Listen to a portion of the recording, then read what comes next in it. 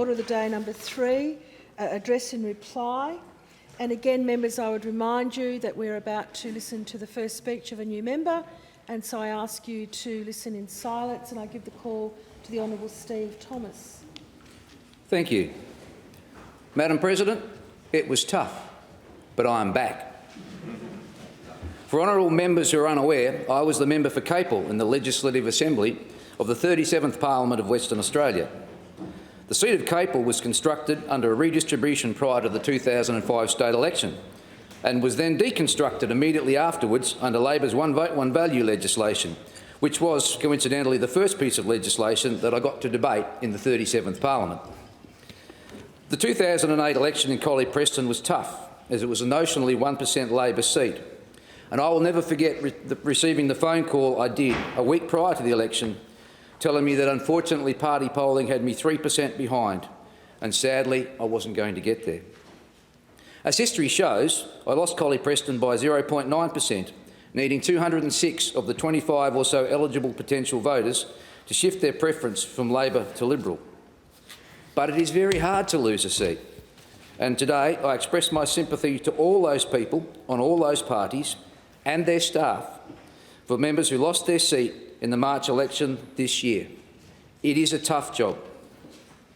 Afterwards, the public frequently treats you with some suspicion because you've nailed your colours, political colours, to the mast. Business may not want to offend their other political leaning clients by employing you. And your former parliamentary colleagues will not infrequently treat you dismissively because you lost, even though sitting in safe seats and unlosable upper house tickets. However, some will not. And I'll also never forget, the Honourable Peter Collier coming to Donnybrook to open the upgrades of the Donnybrook District High School, which was an election commitment of mine and also an election commitment of the Labor candidate Mick Murray at the 2008 election. I stood proudly on the stage with the Honourable Member, the then Minister, and he might remember I then presented him with a framed copy of the media story and photo of the two of us the year before, lobbying the then Labor government for those particular upgrades, and I thank him. It was a great lesson that even after losing a seat, the benefits of what you've done for the community can carry on. In my first speech in the Legislative Assembly in 2005, a rather dour and uninteresting affair, of which I'm fairly embarrassed, I thanked a number of people. Sadly, after my stint in that place, some of them thought that I would support their attempts to form a new faction in the southwest of Western Australia.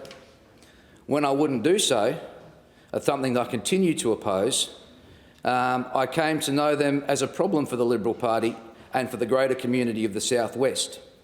So today, it's not my intention to read out a list of names, but to simply thank all those people, both members of the Liberal Party in the southwest and on State Council, and of the general southwest community, including a large number of friends who have supported me over the last 8.5 years.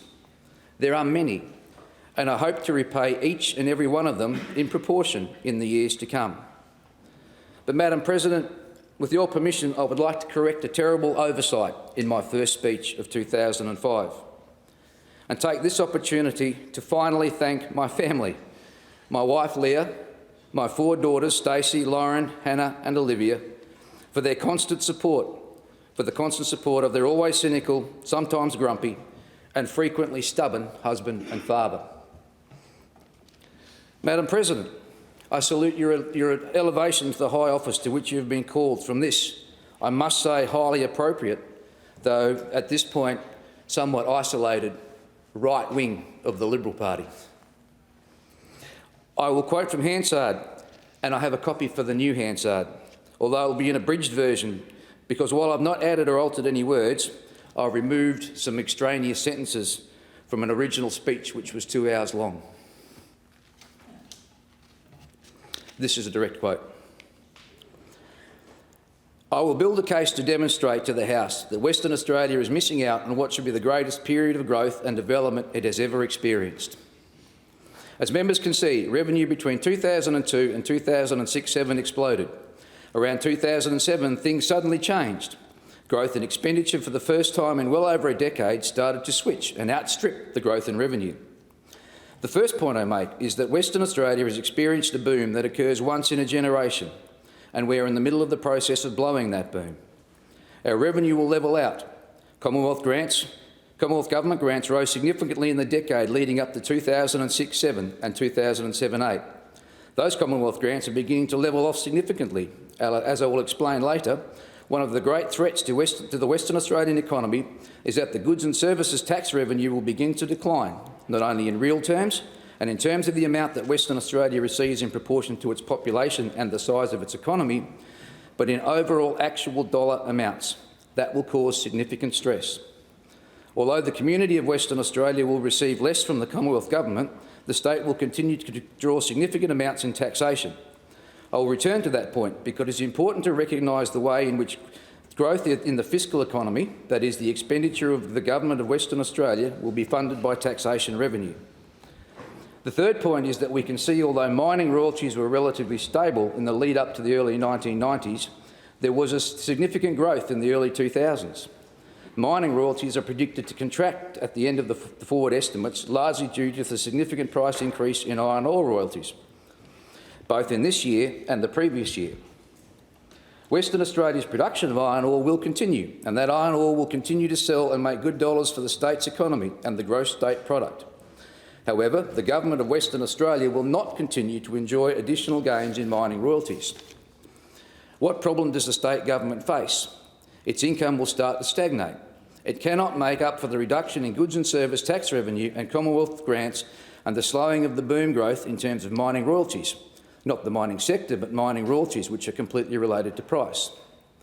Those are the key points about the general growth of the economy. Growth in taxation, a shrinking of Commonwealth GST payments and a stagnation of the mining royalties that Western Australia will receive. That paints a very difficult picture for a number of reasons.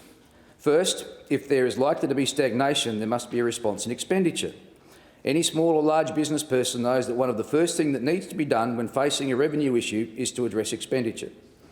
There are only two options, either address expenditure or start moving heavily into debt. Debt in Western Australia is an issue I will return to later. While the economy of Western Australia, which relates to the mining sector, domestic consumption and all those areas, will continue to do well, the fiscal economy, the economy of the state government, will struggle with declining revenues in relation to expenditure. It will drive up debt levels, start to increase repayments and start to have an impact on all sorts of levels and potentially threaten our AAA credit rating. The decline of GST revenue is a significant problem. I think we need to look at some sort of renegotiation of the GST sharing arrangements between the state and the Commonwealth.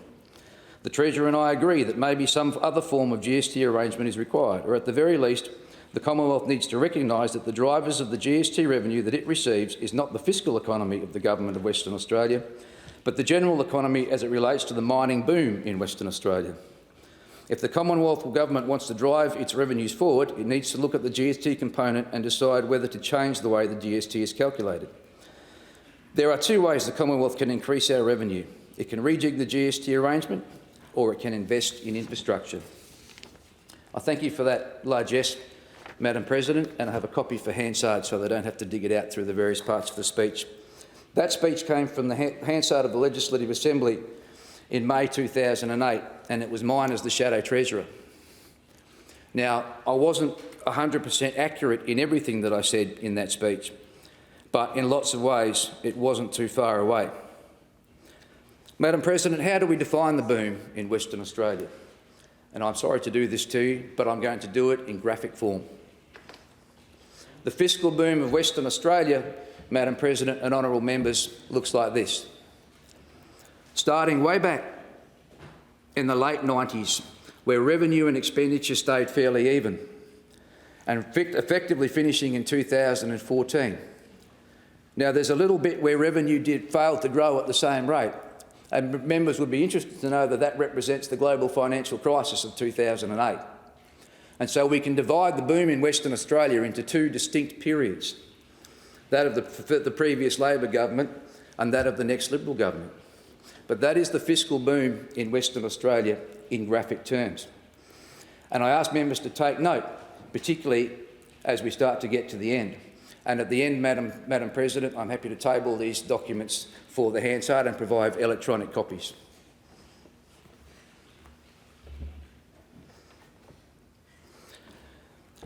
Honourable members, it's my intention to try and change the debate about the GST to one which I believe to be far more economically literate, rather than simply being one of asking for more. When I move around Western Australia, the issue of the GST always comes up, and members are generally of the opinion that our revenue has stayed fairly steady, and then for some reason those people in the Canberra who don't like us took away a great swathe of it, and our revenue has struggled ever since. But honourable members should note on the previous chart that total revenue did not flatten out until 2014 because of the growth in iron ore royalties and other taxes, like payroll taxes. Honourable members would take note that if you compare, in this case, mining royalties over that period of time and GST, which declines in comparison, and the combination of the two, that in effect we hit a problem when GST really starts to fall around about 2014. You might note, members, that there was a little boost in the price of the iron ore where our royalties went up in the last year. Things look better. And that will, unfortunately, in a couple of years result in the equivalent drop in the GST payments as we go down. Unfortunately, I do admit that I got the boom wrong in the speech of 2008. I expected it to finish about 2008 and was confused by the global financial crisis. I didn't expect it to travel on for another 6 years. Madam President, what does the Commonwealth Grants Commission do? The Commonwealth Grants Commission assesses each state's capacity to raise revenue. It then assesses the state's capacity to provide services and the cost of that. It then attempts, perhaps with arguable and questionable results, to average these out to provide an even playing field. It's done so for some 60 years. Before the year 2000, the mechanism was the federal government grants. Since its introduction, the mechanism available to the Commonwealth Grants Commission is the GST distribution. This process has the unfortunate and rather complex name of horizontal fiscal equalisation. The question is such a process a good thing? Because we need to be completely honest here. If we oppose horizontal fiscal equalisation outright, we're effectively saying that we are opposing the sharing of any windfall in any state with the rest of Australia.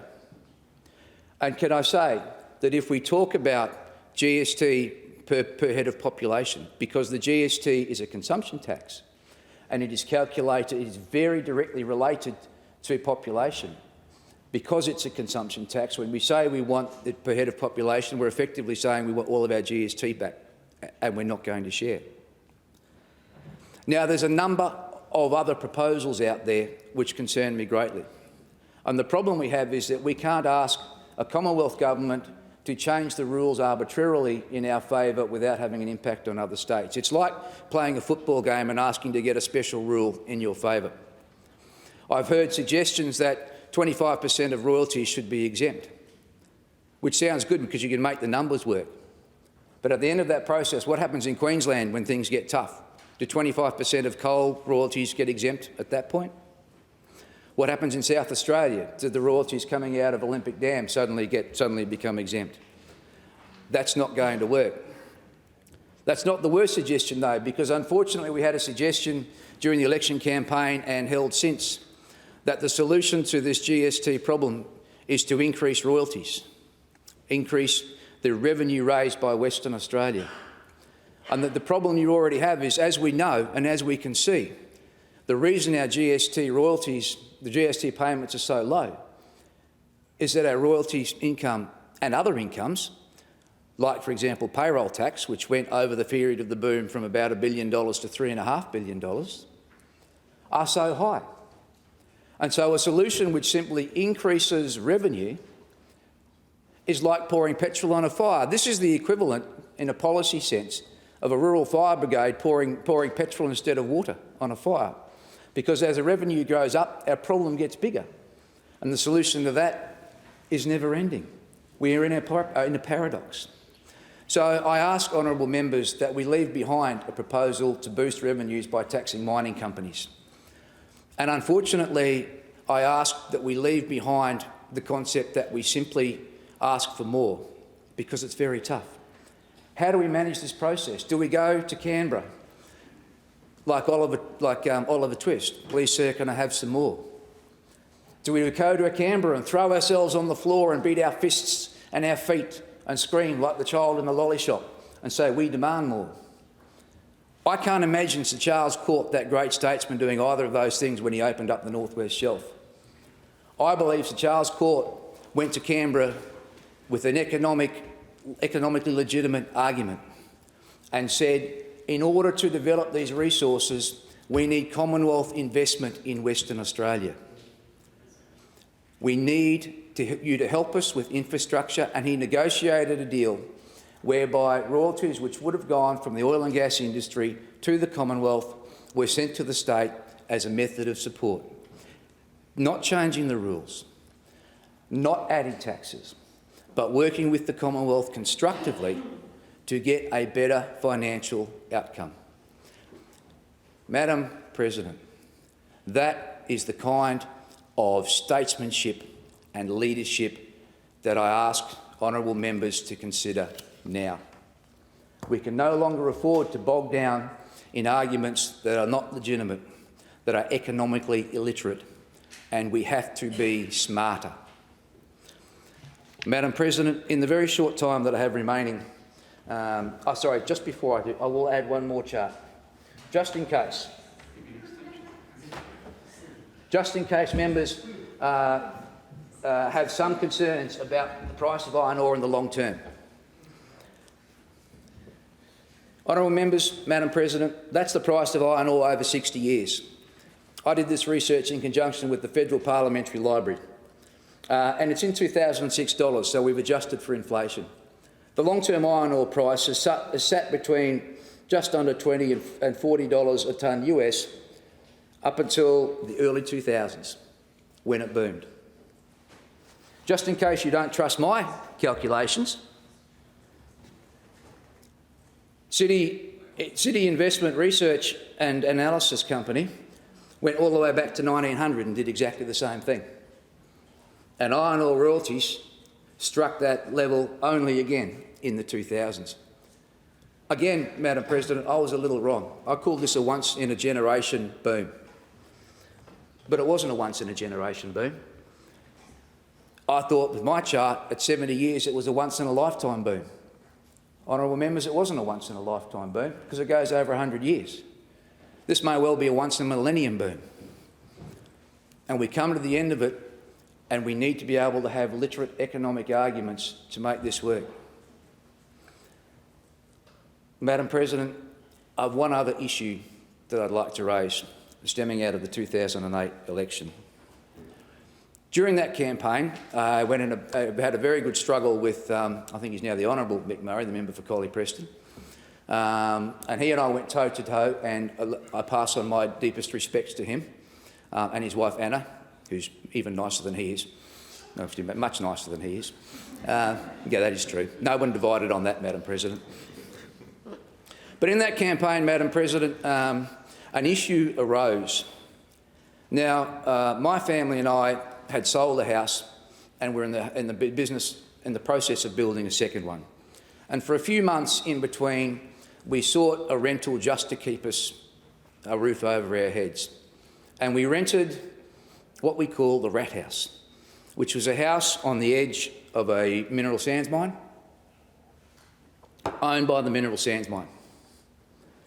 It was a house that brought my wife to tears almost daily. And unfortunately, it was my decision to take it, and it's my guilt that we were there. The rainwater tank had rusted out. The gutters didn't work. We went on holidays. We went to Perth for the weekend. We got back, and every bed was filled with rat manure. It was a very difficult place to live, but unfortunately, for a few short months, it was where